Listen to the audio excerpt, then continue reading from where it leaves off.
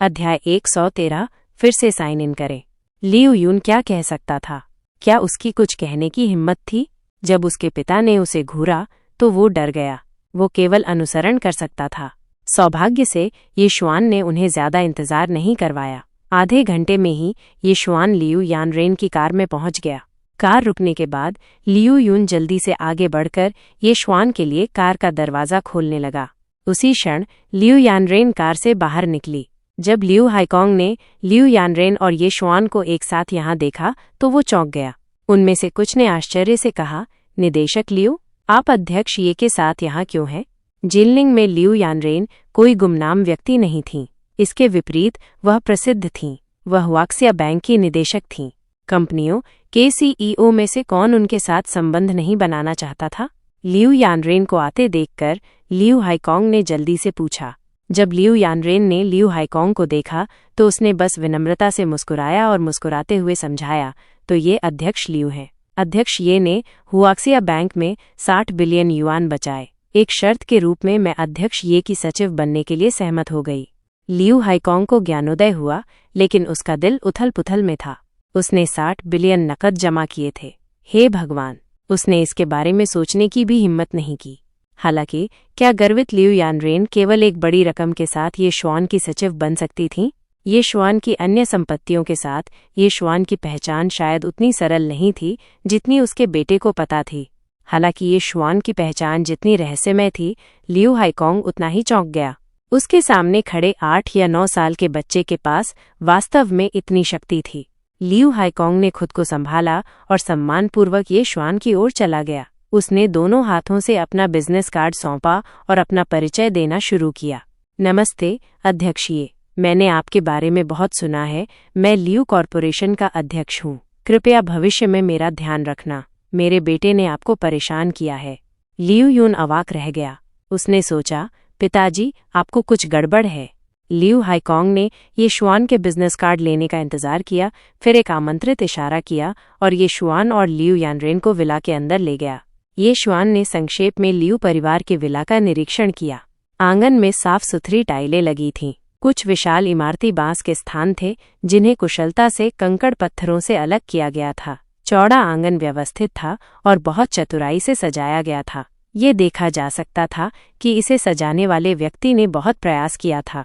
विशेष रूप से विशाल इमारती बांस के उपयोग ने पूरे आंगन को धार्मिकता का भाव दिया। ये शुआन मदद नहीं कर सका, लेकिन प्रशंसा की। जो लोग अपने घरों में विशाल इमारती बांस की व्यवस्था करना जानते हैं, वे सभी सज्जन हैं। सज्जन लोगों को बांस पसंद था। जैसा कि प्राचीनों ने कहा है, बिना मांस के खाना बेहतर है, लेकिन बिना बांस के जीना नहीं। ये स्पष्ट था। लियू हाईकोंग एक पल के लिए अवाक रह गया।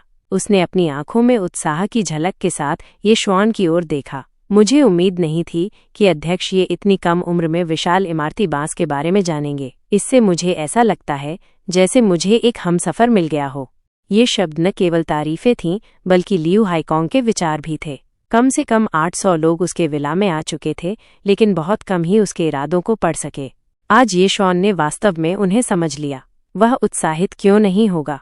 बाहर बांस था, जबकि अंदरूनी भाग को समकालीन चीनी शैली में सजाया गया था। हर जगह भव्यता की झलक थी। प्रवेश द्वार का डिजाइन और भी अधिक इंजीनियस था। फर्श के नीचे साफ पानी का एक पूल था, जहां कुछ सुनहरी मछलियां पाली गई थीं। फर्श टेम्पर्ड ग्लास से बना था, जिससे यह विशेष रूप से सुरुचिपूर्ण और दिलचस्प लग रहा था। फुर्ती की एक झलक थी। यहाँ तक कि जानकार ये शुआन भी इस अनोखे डिजाइन पर कुछ और नजरें डालने से खुद को रोक नहीं सका। उसने लियू यून को छेड़ा भी और कहा, मैंने देखा कि युवा मास्टर लियू को स्पोर्ट्स कारें और फैशन पसंद है। मुझे सच में नहीं पता था कि उनका पालन पोषण इतने सुरुचिपूर्ण परिवार में हुआ है।